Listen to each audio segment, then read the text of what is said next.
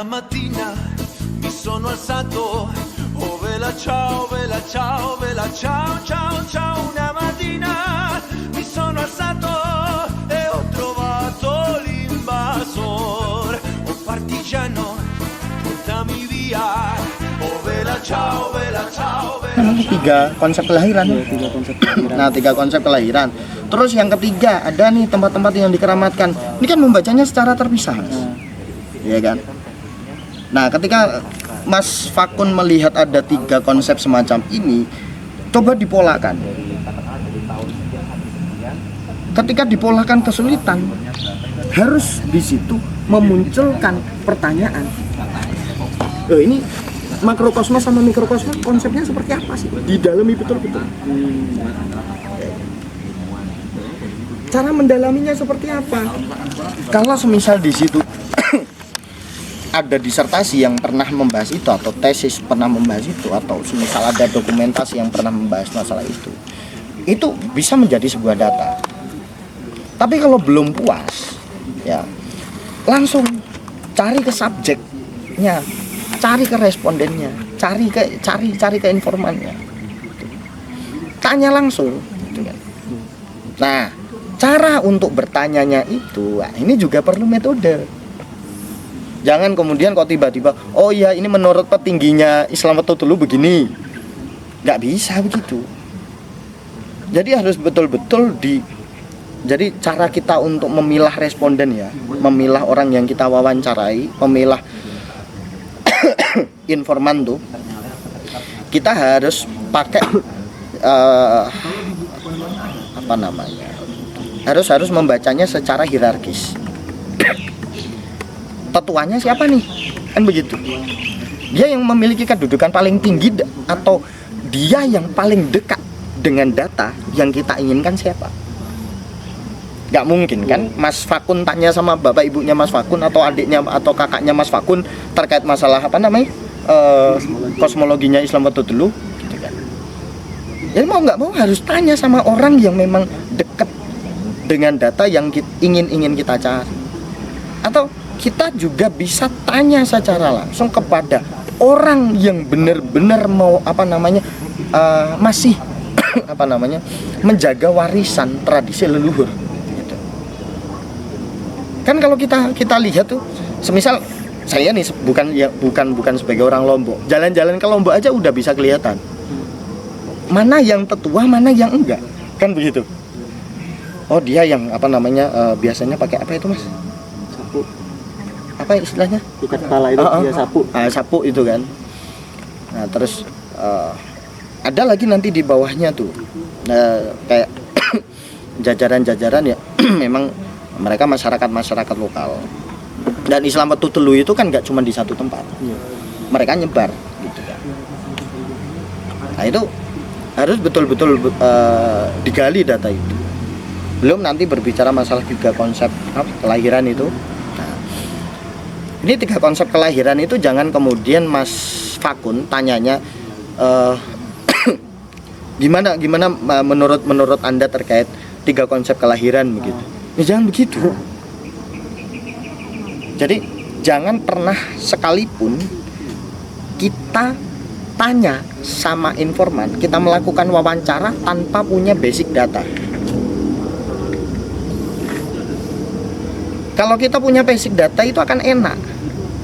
Kenapa enak? Karena kita bukan bertanya layaknya orang bertanya, tapi kita bertanya ini tuh untuk memancing si responden atau informan itu untuk bercerita. Karena data yang akan lebih enak untuk kita olah bukanlah jawaban dari pertanyaan, tapi adalah narasi dalam bentuk storytelling itu sebagai kumpulan jawaban dari pertanyaan kita. Itu akan enak. Coba kalau semisal kayak tanya jawab doang, Mas Fakun namanya siapa gitu kan bosen. Kayak sifatnya terlalu kaku. Akhirnya kita sulit untuk mendapatkan empati responden. Iya kan? Akhirnya kita kayak seolah-olah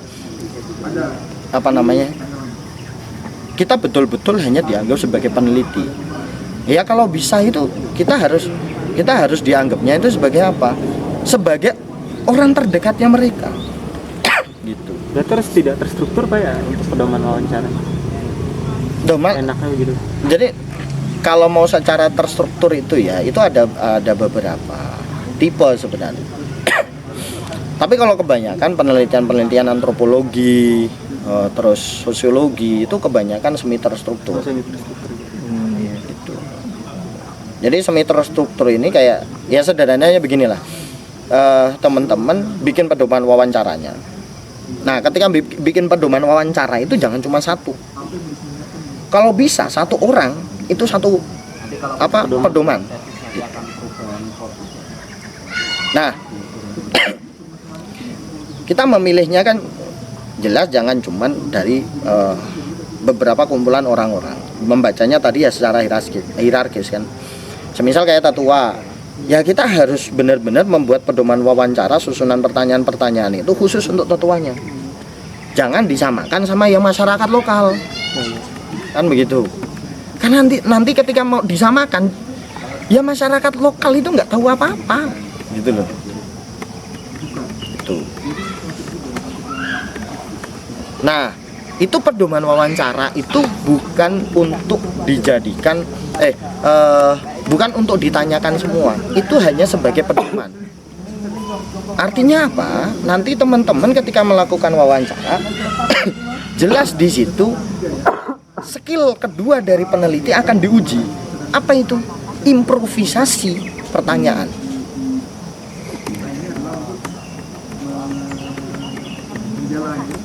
Nah, itu yang harus betul-betul teman-teman paham.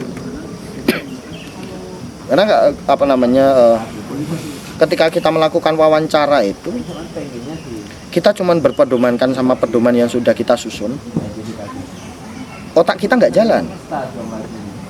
Harusnya kan kita melakukan pertanyaan, kita sudah dapat nih jawaban itu, ya digali lagi, gitu loh.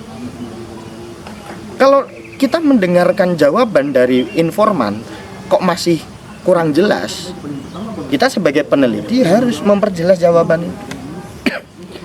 Makanya ketika kita melakukan wawancara itu, kita tuh sebagai peneliti juga harus sekaligus di situ melakukan analisis. Paham kan?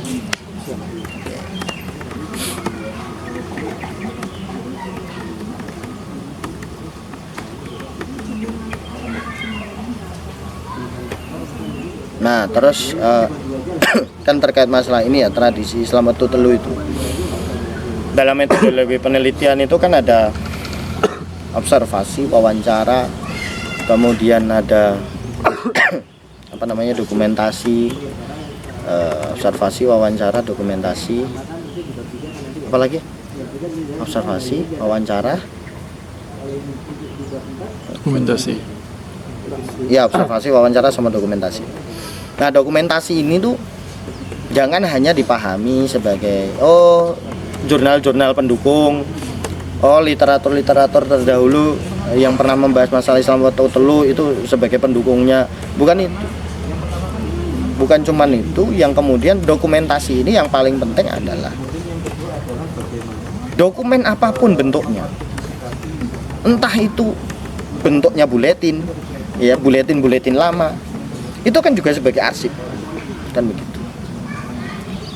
Atau semisal nemunya tuh dia bentuknya PDF tapi kok kayak kayak kertas lama yang udah berpuluh-puluh tahun itu terus di-scan tapi cuma satu halaman. Nah, itu juga bisa asalkan sesuai dengan data kita. Dan ketika menemukan dokumen yang cuma secara kertas begitu, ya kita harus menelusuri ini dari mana. Jangan sampai kita nemukan data tapi nggak jelas data ini dari mana. Karena itu menjadi salah satu bentuk daripada persoalan tanggung jawab kita sebagai peneliti.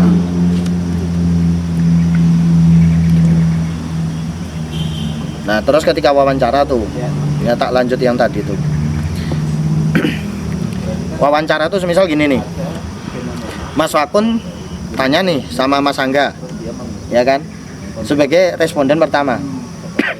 Taruhlah dia Mas Angga ini sebagai masyarakat lokal.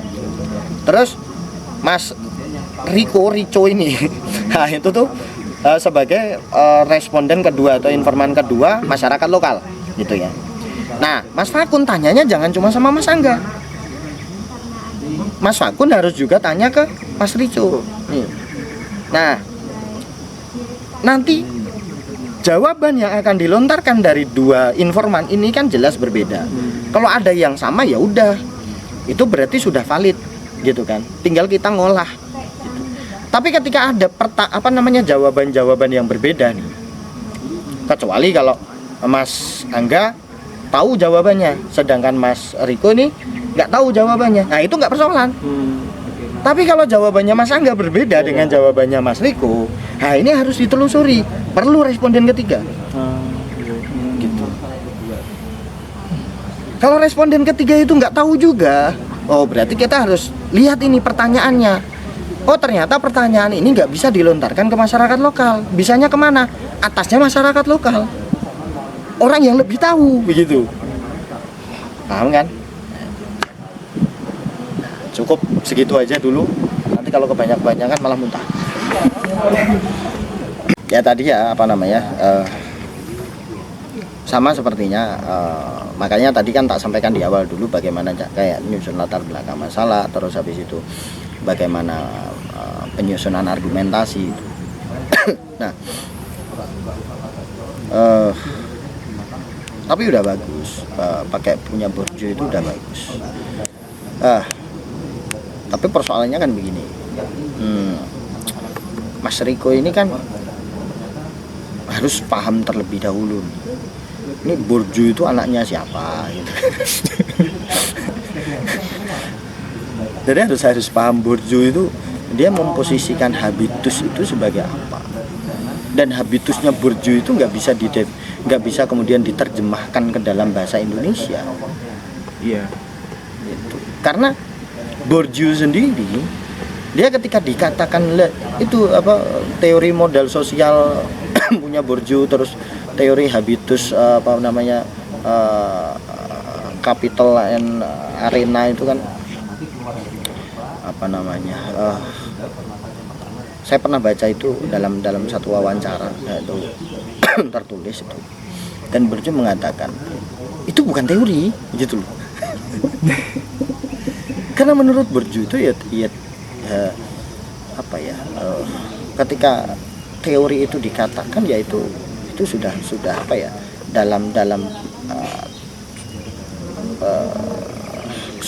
dalam bentuk bentuk sistem atau suatu tatanan yang itu tuh baku begitu. Nah sedangkan borju ini kan dia menawarkan adanya habitus, modal, capital, and arena ini, itu adalah hasil pikirannya borju yang kemudian bisa dikatakan juga ini levelnya sudah level paradigma gitu. Karena pada akhirnya kan ada anak ideologinya borju itu, yang kemudian dia mengembangkan habitus itu bagaimana, terus akhirnya ada yang mengembangkan modal sosialnya doang tapi nggak memperhatikan habitusnya, kan begitu banyak itu kan gitu. Nah itu salah satu pengantarnya dulu ketika mau berbicara borju. Nah kemudian kan kita langsung lihat ya taruhlah kita sederhanakan dulu lah, karena berbicara borju itu ya memang harus matang, wajib itu fardu ain. Jadi habitus ini apa sih? Borju itu berkata what is capital di situ, sama arena itu sebagai apa sih? Borju mendudukkan itu sebagai apa? Nah ini harus paham. Yang kemudian kan kita berbicara nih pesantren. Oke. Nah, taruhlah pesantren ini adalah arenanya. Nah, Burju memposisikan arena ini kan sebagai ruang pertukaran, di mana ruang konflik juga, ya kan? Bahkan pertempuran gagasan ideologi itu juga ada di dalam arena. Nah, sehingga ketika membaca arenanya Burju jangan langsung fokusnya oh itu arena, oh udah kayak lapangan gitu. Oh iya. Jangan bacanya begitu, gitu loh. Ya bacanya harus sekompleks Burju ini tuh memposisikan arena bagaimana sih? Karena itu yang penting gitu loh. Karena adanya habitus sama kapital ini ada dalam arena. Gitu. Di mana habitus ini kan tercipta, bagaimana kemudian kapital sama arena ini kan ada dalam satu dimensi begitu. Kayak contoh begini. Mas Riko asli mana? Jogja, Pak. Jogja nanti? Berbah, Pak. Berbah. Taruhlah begini. Orang atau ketika Mas Angga atau Mas Fakun melihat Mas Riko sebagai orang Jogja, tanpa kemudian Mas Fakun dan Mas Angga ini berkenalan dengan Mas Riko, tanpa tanya Mas Riko asli dari mana, mereka akan tahu bahwasanya Mas Riko adalah orang Jawa. Dari mana? Bisa dilihat dari satu, bagaimana gaya bicara. Oke. Gaya bicara itu salah satu bentuk daripada habitus. Karena apa? Habitus ini kan bahasanya begini, sederhananya. Itu adalah sebuah habit, kondisi seseorang yang memang sifatnya itu terus-menerus dibentuk dan akhirnya menjadi ini loh, Mas Riko. Ya entah itu karakter, entah itu apa. Nah, Burju itu menggambarkan habit yang terus-menerus dibentuk, terus-menerus kemudian itu kita lakukan itu akan menjadi sebuah habitus. Nah, itu dari gaya bicara gitu ya. Saya menjelaskan sederhananya begitu. Iya, Pak. Oh iya, Pak. Ini, Pak. Apa? Nah, ini, Pak. Saya ketemu kendala di sini. Apa? Nah, ini kan kalau yang saya baca ya, Pak, arena itu ya seperti yang Bapak bilang tadi, ruang konflik itu. Jadi antara agen yang satu dengan agen yang lain itu saling bersaing satu sama lain, gitu, Pak. Yang mana agen yang memiliki kapital memadai itu cenderung ditempatkan pada posisi atas, sedangkan yang nggak punya kapital memadai itu ditempatkan pada posisi bawah. Karena Burju sendiri sebenarnya berbicara tentang habitus, kapital sama arena ini adalah ruang konflik gitu. Jadi ketika kemudian pertarungan itu muncul gitu kan, kita harus mengidentifikasi agennya siapa. Kenapa Burju bukan mengistilahkan aktor tapi agen gitu. Itu harus dipahami, cara memahami teori harus begitu, Mas. Gitu. Jadi setiap diksi yang kemudian muncul dari karya seorang tokoh, dari pemikiran seorang tokoh itu harus digali betul. Karena nanti ketika itu tidak diposisikan sesuai dengan apa yang dimunculkan dalam pemikiran seorang tokoh ini, itu akan kacau. Kita salah memahami teori.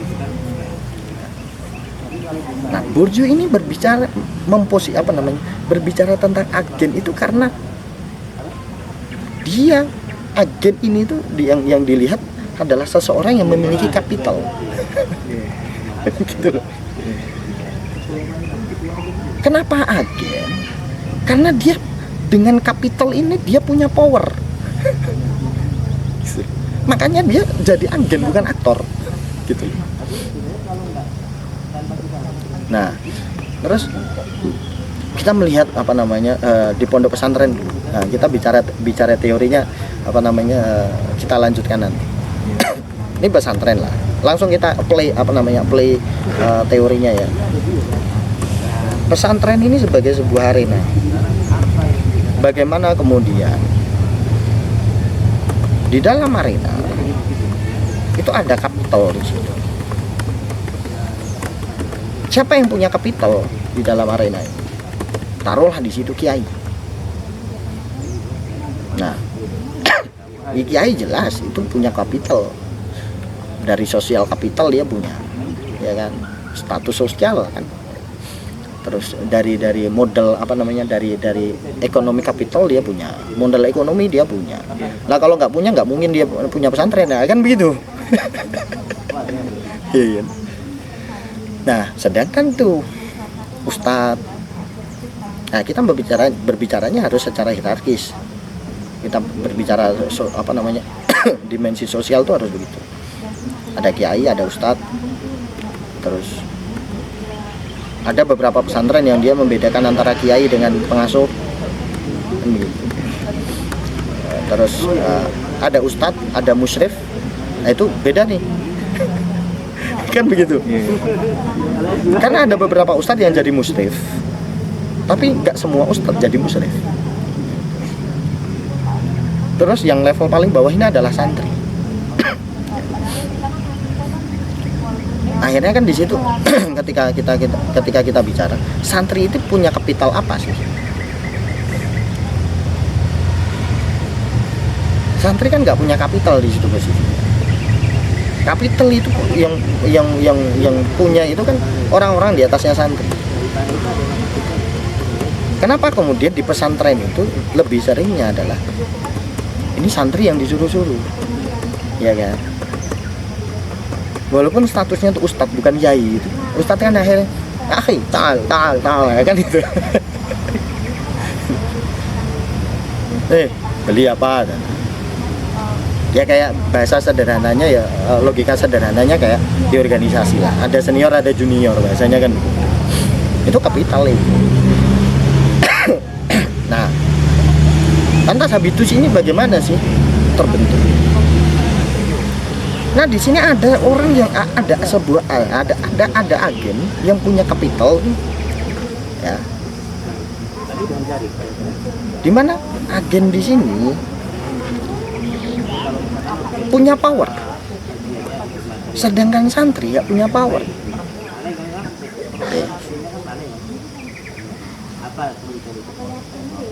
Dan itu kan nggak mungkin langsung habitus itu terjadi ketika masih santri baru. Nggak mungkin. Itu belum jadi habitus. Jadi santri baru itu masih banyak yang bangkang, kabur-kaburan gitu. Tapi ketika itu sudah dipola, ya, terus menerus, yang tadinya itu takut akan berubah menjadi takzim, gitu. Jadi bukan langsung berubah jadi takzim nih, gitu loh, ya kan? Dan polanya berbicara masalah apa namanya? Dulu tuh etika apa? Oh, etika takzim sebagai hakim. Nah, etika takzim itu. Jadi pola daripada pembentukan takzim ini kan bukan hanya di situ apa namanya akan rasa muncul rasa ketakutan. Tapi ada loh kebenaran-kebenaran yang ini dalam bentuk doktrin. Diinternalisasikan, diajarkan kepada santri-santri bahwasannya menghormati yang lebih tua dan harus menyayangi yang lebih muda. Itu ada dalam hadis, kan begitu. Terus ada doktrin-doktrin lain yang kemudian dia sifatnya nggak normatif, tapi sifat apa namanya, doktrin ini sifatnya nggak normatif, tapi itu doktrin ini karena dibentuk oleh relasi kuasa. Adanya power di situ. Siapa? Ustadz, kan begitu. Nggak mungkin langsung kiai, kan begitu. Dari ustadz dulu, dari musyrif dulu nih, kan gitu.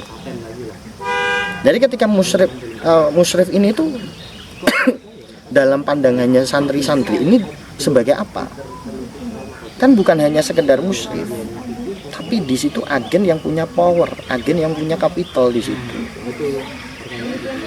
Modalnya ya taruhlah di situ jabatan sebagai musyrif, ya kan. perannya musyrif ini untuk apa. Nah, itu cara memahamkan kepada santri ini kan bukan hanya diajarkan dan di situ ditulis dalam bentuk peraturan doang. Ya toh? Tapi dibentuk melalui apa? Hubungan sosial yang berkelanjutan. Ya kan? Sehari, 2 hari, 3 hari, 4 hari, 5 hari, sebulan, 2 bulan, 3 bulan. Terbentuklah itu. Nah, cara memahaminya begitu tuh. Iya, Pak. Ya. Jadi, kalau kalau enggak gini apa namanya ya salah satu referensi lah, itu ada artikelnya punya Burju itu. Burju pernah membahas kejahatan simbolik. Pendidikan itu salah satu bentuk kejahatan simbolik, Kekerasan simbolik. nah, kekerasan simbolik itu. Itu coba baca, pahami betul-betul itu, coba refleksikan, terus untuk apa namanya memunculkan banyak kemungkinan. Mas Riku itu membaca tuh habitus tuh bagaimana terbentuknya, terus kapital ini tuh bagaimana, terus arena ini seperti apa. Oh iya, Pak, kalau arena itu apakah sesuatu ranah sosial itu bisa disebut arena ketika ada resistensi, Pak, di sana? Bagaimana? Jelas. Tapi kalau misalkan dalam konteks ini, Pak, misalkan pesantren gitu ya, kiai itu kan sebagai agen yang punya kapital memadai itu, Pak. Otomatis dia ditempatkan pada posisi hierarkis di paling atas. Ya, terus. Sedangkan santri itu kan nggak punya kapital memadai.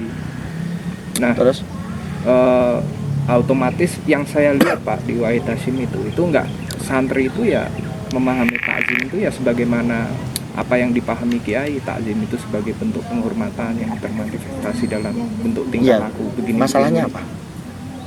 Nah, itu di sana nggak ada resistensi, Pak, di sana nggak ada bentuk perlawanan dari. Yang bermasalah adalah Mas Riko memahami ruang konflik. Konflik tuh nggak harus begini. Konflik tuh nggak harus perlawanan. Konflik itu karena muncul di situ banyak kapital, banyak agen yang kemudian mereka memiliki kepentingannya masing-masing, gitu loh. Konflik itu tuh ya sederhananya begini, adanya gesekan kepentingan. Atau bisa jadi gini, tak taruh ini arena nih ya, ini tuh juga orang merupakan ruang konflik. Di sana ada kepentingan satu nih, kepentingan dua, kepentingan tiga. Nggak harus kok gesekan, nggak harus kemudian saling melawan, enggak.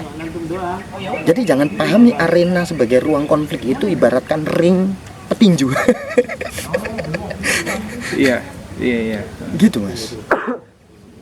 Karena iya, Pak, karena gini, Pak, kalau yang saya baca ya, Pak, Bourdieu itu kan teori strukturalisme konstruktif kalau nggak salah, itu kan tujuannya untuk mendamaikan antara agensi sama struktur itu, Pak. Iya, betul. Nah, betul. dan salah satu paradigmanya besar ini yang saya baca, Pak, dia masih memandang relasi antara agen-agen ini melalui perspektif teori kelasnya Marxis, Pak. Jadi sifat antara agen satu dengan agen yang lainnya itu sifatnya antagonistik itu, Pak, saling bertentangan gitu, Pak. Ya kan saling bertentangan nggak harus melawan. Saling bertentangannya kan berbeda kepentingan juga bertentangan, Mas. Oh, iya. Kepentingannya kiai mana sama dengan santri? Iya, Pak. Kan begitu. Iya. Ketua yayasan juga ya. Gitu loh. Iya. Cara membacanya begitu, Mas. Jadi jangan kemudian membaca antagonistik itu tuh ya udah langsung tengkar, jangan. Gitu loh. Nah, itulah yang kalau tadi kan saya bicara jangan pernah puas. Kita sebagai peneliti itu harus punya skill untuk melakukan improvisasi plus memunculkan banyak kemungkinan dari data ataupun apa yang dibalik data. Itu ketika kita berbicara data. Tapi dalam memahami teori, ya kita tuh harus mencari banyak kemungkinan. Jangan kemudian tuh antagonistik dalam pikiran sampean memahaminya seperti apa, udah puas di situ, jangan.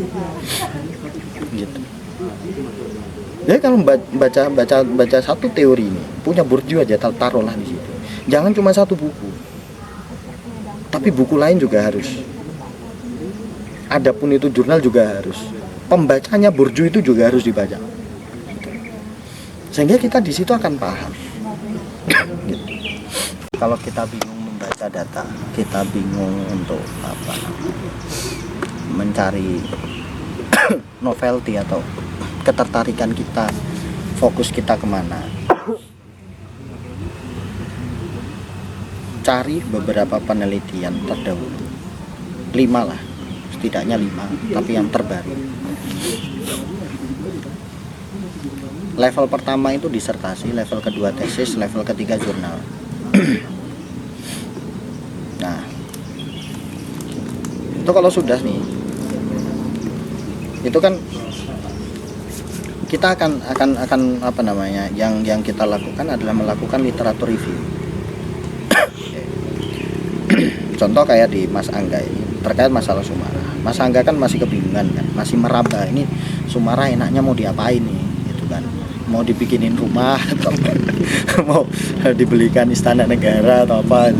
Nah, ini cara melacaknya begitu. Karena tadi di awal saya sudah bilang bahwasanya apa yang perlu kita lakukan, munculkan di latar belakang masalah ini adalah gap research. Jadi Sumarah ini sebelum-sebelumnya tuh udah diteliti di bagian mananya, apanya.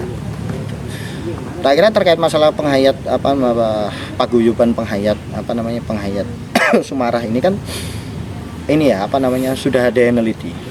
Barusan juga sudah saya cari di situ, ada yang sudah mendeskripsikan secara detail itu dari ajarannya, dari konsep ketuhanannya juga gitu.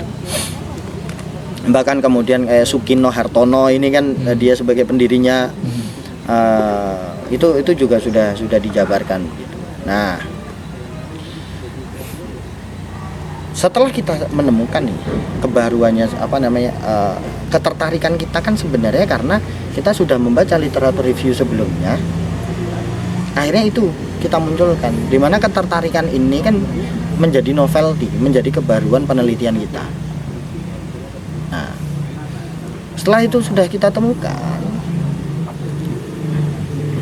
kita posisikan, taruhlah kayak Sumarah mau di Mas Angga mau melakukan mau meneliti tentang konsep wahdatul wujud bukan konsep ketuhanannya Sumarah berdasarkan konsep wahdatul wujudnya siapa. Ini kan langsung tuh starting pointnya langsung kena nih, konsep ketuhanan dengan wahdatul wujud. Wahdatul wujud ini kan juga merupakan konsep ketuhanan gitu. Yang dimana konsep ketuhanannya di Sumarah bagaimana sih? Nah, untuk mendalami konsep ketuhanannya Sumarah kan jelas bukan hanya dari literatur review, tapi langsung tuh kita baca secara utuh dan secara mendalam wahyu wahyunya mereka itu. Setelah wahyunya mereka kita baca, akhirnya kan kita sudah punya nih basic knowledge kita untuk memahami konsep ketuhanannya mereka. Nah, setelah itu baru lakukan wawancara secara mendalam sama mereka. Karena perbedaannya begini, Mas. Perbedaannya penghayat dengan agama-agama resmi yang diakui oleh negara kita. Penghayat itu bagaimana cara mereka membentuk sebuah konsep kepercayaan. Itu sifatnya terbentuk secara organik, tumbuh dengan sendirinya, tumbuh secara alami begitu. Ketika taruhlah Sukino Hartono ini ketika mendapatkan wahyu begitu, yang kemudian dia akhirnya wahyunya ini dituliskan dalam bentuk buku begitu. Nah, kenapa kemudian mereka, kan logika sederhananya, kenapa kemudian mereka itu tidak menganggap itu sebagai kitab suci, tapi menganggapnya sebagai wahyu? Nah, ini kan sudah menjadi persoalan nih, kan begitu. Oh, ternyata menurut mereka kitab suci sama wahyu beda. Kalau kitab suci yang menurut kita itu kan ya kitab suci karena itu adalah kitab yang memang kita anggap suci, yang isinya adalah semua wahyu Tuhan, kan begitu. Nah, akhirnya kita memunculkan nih ada satu kemungkinan. Oh ternyata mereka itu ketika apa tidak mau mengatakan kitab suci sebagai kitab suci, tapi malah justru sebagai wahyu. Karena levelnya wahyu ini tuh ya sakralnya ini sangat-sangat sakral. Sedangkan menurut mereka ya ketika kitab dibandingkan antara kitab suci dengan wahyu, kitab suci ini tuh masih bisa loh diinterpretasikan, masih bisa loh ditafsirkan, kan begitu. Sedangkan kedudukannya wahyu yang lebih tinggi daripada kitab suci, udah itu sifatnya tuh ya pasti, nggak bisa ditafsirkan. Itu kan satu kemungkinan nih mas, ya kan. Nah, akhirnya kan itu relate nih sama konsep ketuhanannya mereka. Bagaimana mereka itu memiliki suatu konsep ketuhanan yang kemudian mereka yakini untuk menganggap hal-hal yang sakral. Hal-hal yang sakral menurut mereka apa saja sih?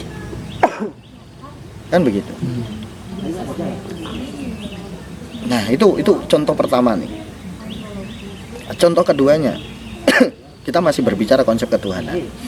Bisa juga Mas Angga ini memunculkan banyak kemungkinan melalui pembacaannya Mas Angga terkait masalah konsep ketuhanan secara umum.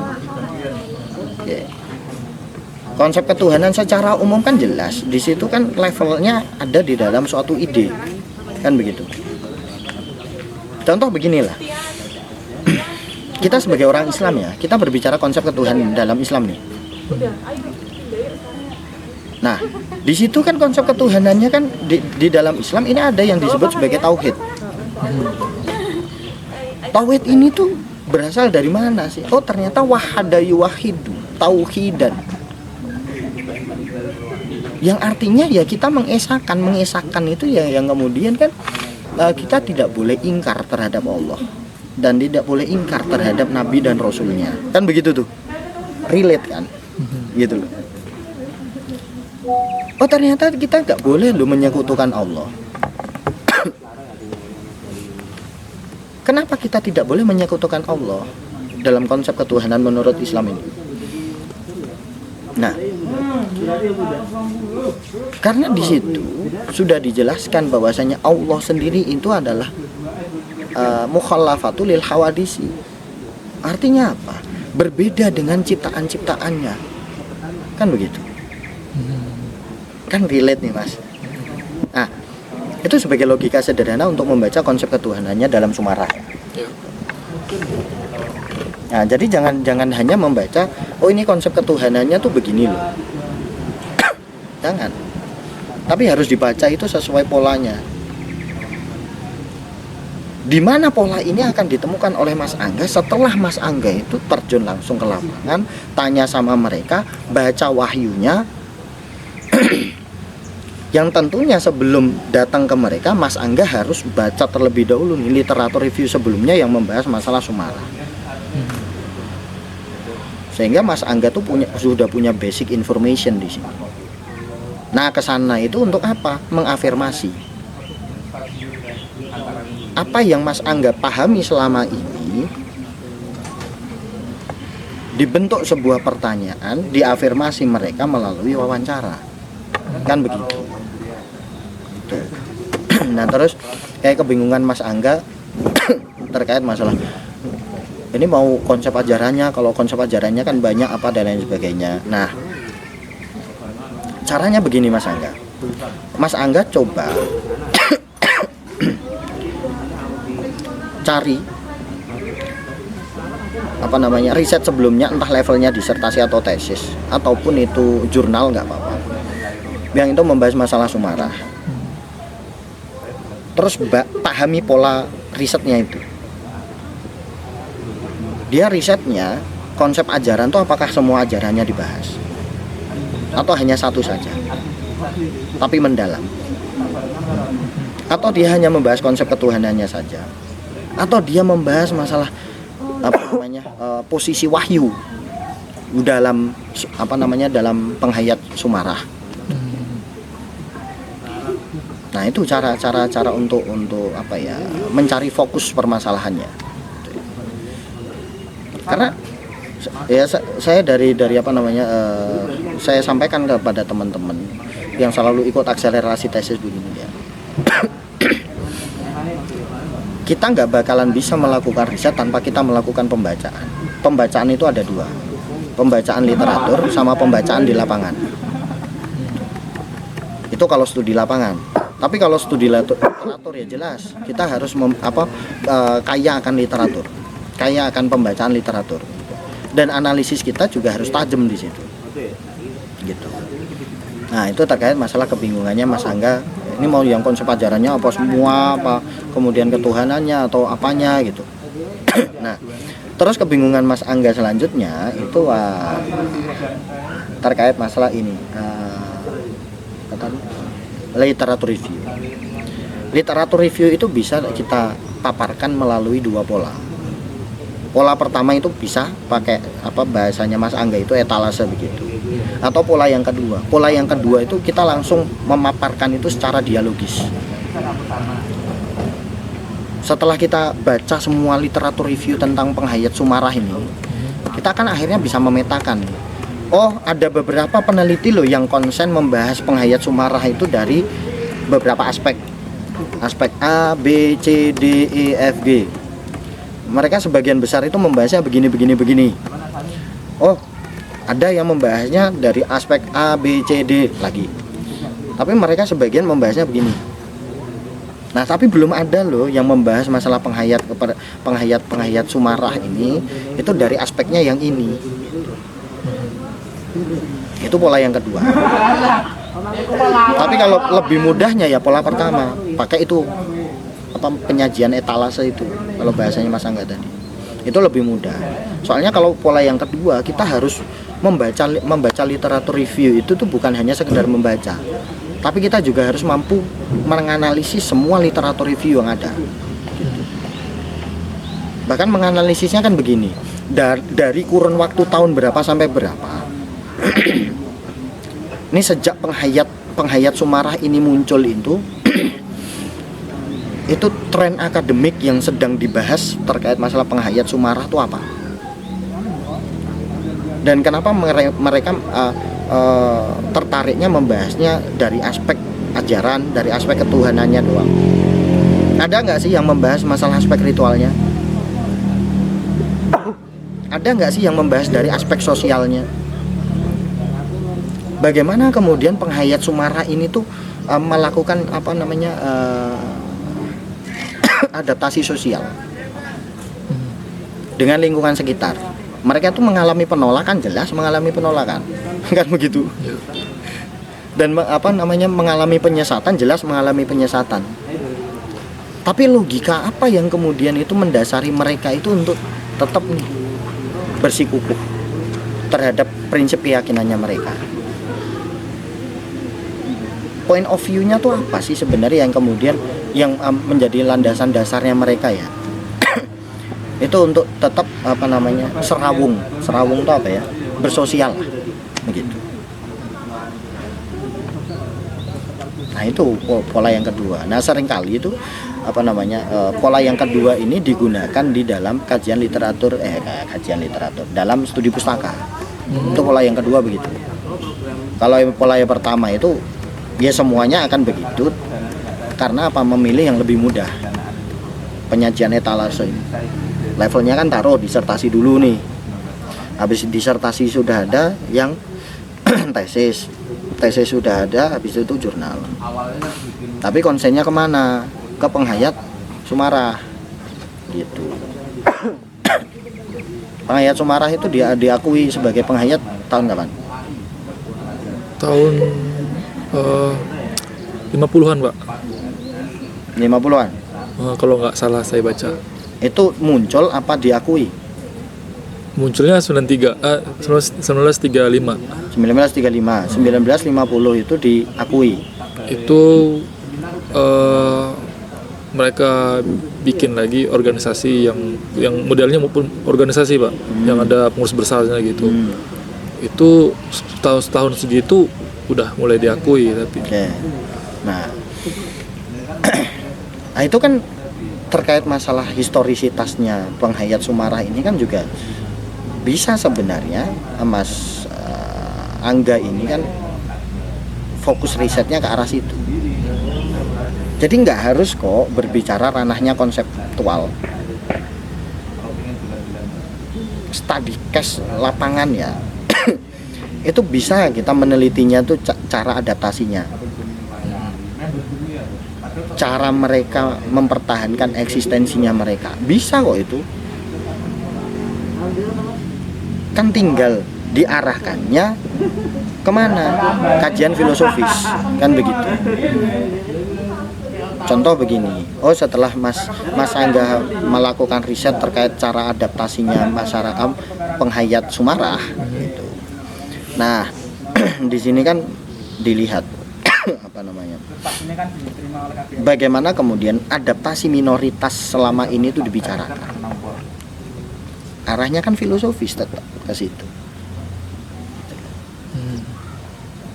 Jadi adaptasi minoritas, ya taruhlah ya, memang mereka minoritas itu loh.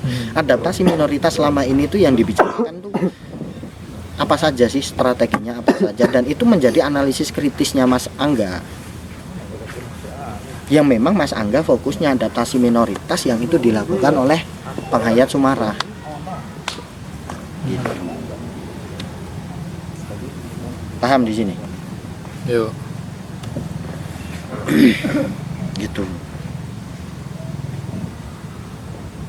Jadi ya untuk apa ya, mencari titik temu. Tadi itu kan Mas Angga kan udah nemu nih titik temu. Mas Angga pengen ngarahkannya kan ke tasawuf, kan begitu.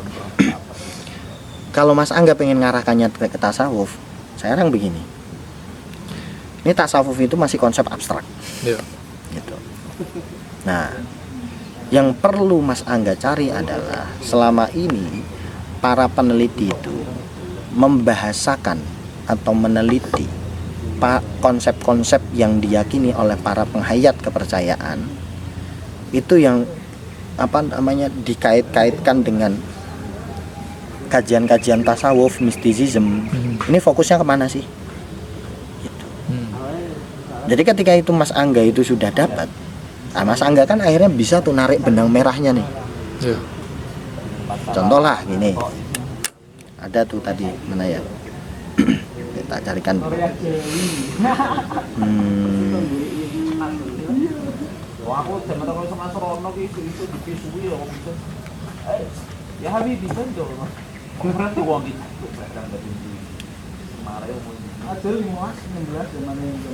Nah, ini kayak ini ada Syekh Nur Jatini, mistisisme dalam aliran kepercayaan terhadap Tuhan Yang Maha Esa. Nah, ini studi terhadap Sabta Dharma, Pangestu dan Sumarah. Nah, ini mistisisme dalam aliran kepercayaan terhadap Tuhan Yang Maha Esa ini kan yang dia fokus bahas ini adalah masalah mistisisme dalam konsep ketuhanannya mereka. Tiga aliran kepercayaan itu. Ini masalah mistisisme nih. Oke. Terus ada beberapa nih kayak ajaran budi pekerti luhur dalam sastra mistik penghayat kepercayaan. Nah, itu dia fokusnya kan ajaran budi pekerti luhur, tapi apa? Dalam sastra. Dalam sastra mistik yang yang dijadikan pedoman oleh para penghayat kepercayaan. Banyak ini Mas. Nah, tinggal gini. Nah, yang bermasalah adalah Mas Angga dalam nyari keyword. Nah, tak kasih cara nyari keyword. Riset itu kan terdiri dari dua hal ya. Ada objek formil sama objek material. Objek formil ini ya sederhananya ya pendekatan, paradigma, perspektif yang digunakan. Itu. Kalau objek material ini adalah kita konsennya kemana? Semisal mau ke penghayat kepercayaan Sumara atau ke Mas Fakun tuh sebagai apa? Islam itu telu, terus Mas apa kuwi? Mas Riko itu masalah takzim, etik.